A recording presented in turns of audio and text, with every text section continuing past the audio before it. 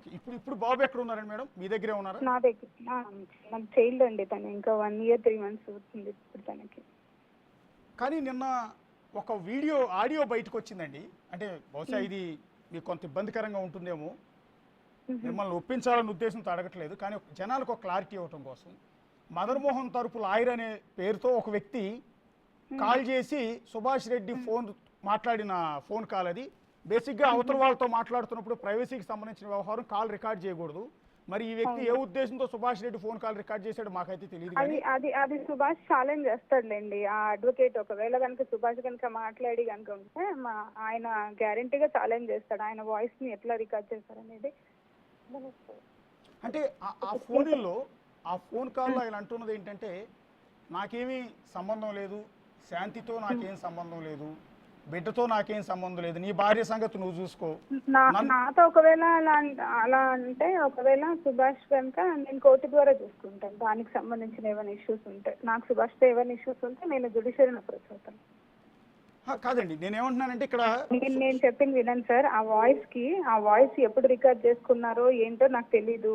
ఆయన ఎందుకు అలా మాట్లాడారో నాకు తెలీదు. కాబట్టి ఒకవేళ నాకు సుభాష్తో అలాంటి ఇష్యూస్ ఏమైనా ఉంటే నేను జ్యుడిషియరీని అప్రోచ్ అవుతాను.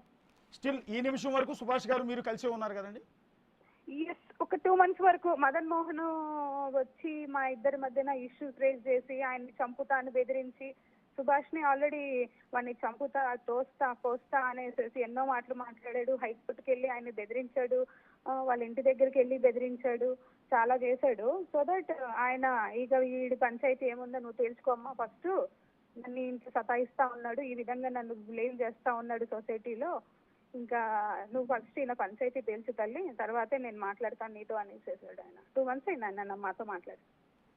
ఓకే, ఇప్పుడు యాక్చువల్లీ మీరు ట్రబుల్లో ఉన్నారండి. ఒక మహిళగా ఒంటరి పోరాటం చేస్తున్నారు. మీ మీద ఏ మహిళ మీద వేయకూడని నిందలు మీ మీద వేస్తున్నారు. ఈ టైంలో ప్రపంచంకి ఏమీ కొత్త ఏం కాదు కదా. ఆడదాని మీద నింద వేయడం అనేది ప్రపంచంకి ఏం కొత్త కాదు. మగోడు ఎన్ని చేసినా నడుస్తుంది. ఆడపిల్ల పోయి పెళ్లి చేసుకుని బిడ్డను కంటే తప్పైపోతా ఉంది ప్రపంచానికి. పర్వాలేదు, ఏం పోయింది, ఎన్ని రోజులు అంటారు, కుక్కలు వాగుతున్నాయి అనుకుంటుంది ఒక ఆడది. మగోడు ఏమైనా చేయొచ్చు. మేము పెళ్లి చేసుకొని సంసారం చేసి బిడ్డను కంటే తప్పైందా ఇప్పుడు ప్రపంచానికి? నాకు హక్కు లేదా జీవించే హక్కు? ఏమంటారు, ఏదైనా ఎక్కడైనా ఎడారిలో ఉన్నానా నేను? నిద్రపోతా ఉంది అంత ప్రపంచము. ఒక ఆడదానికి ఇంత అన్యాయం జరుగుతా ఉంటే ఆన్సుమోటోగా తీసుకోకుండా నేను పోయి అడుక్కోవాలి మందిని, నాకు హెల్ప్ చేయండి అని. తెలీదా ఏం జరుగుతుందో? సుప్రీంకోర్టు మార్గదర్శకాల ప్రకారం మీరు ఒక మేజర్ కాబట్టి మీరు స్వతంత్ర నిర్ణయాలు తీసుకోవచ్చు అని స్పష్టంగా చెప్పిందండి. దాని ప్రకారం భారత పౌరురాలిగా మీకు ఆ హక్కు ఉంది.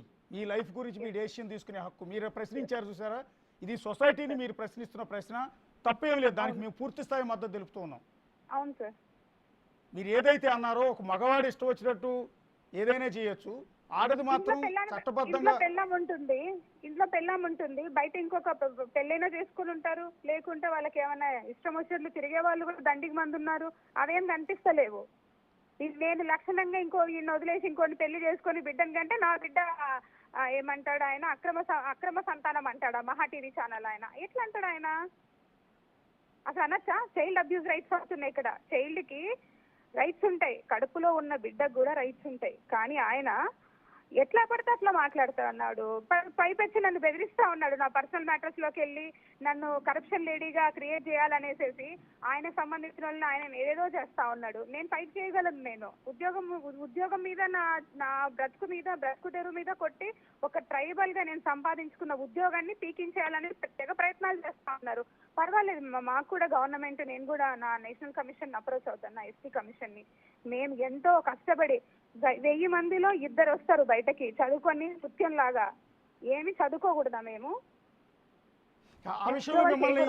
మేడం, ఆ విషయంలో మిమ్మల్ని ఎంటైర్ సొసైటీ సపోర్ట్ చేస్తోందండి. ఒక ట్రైబల్ ఉమెన్ గా మీరు చేస్తున్నది బయటకు వెళ్ళి చూడండి, మా డిపార్ట్మెంట్కి వెళ్ళి చూడండి.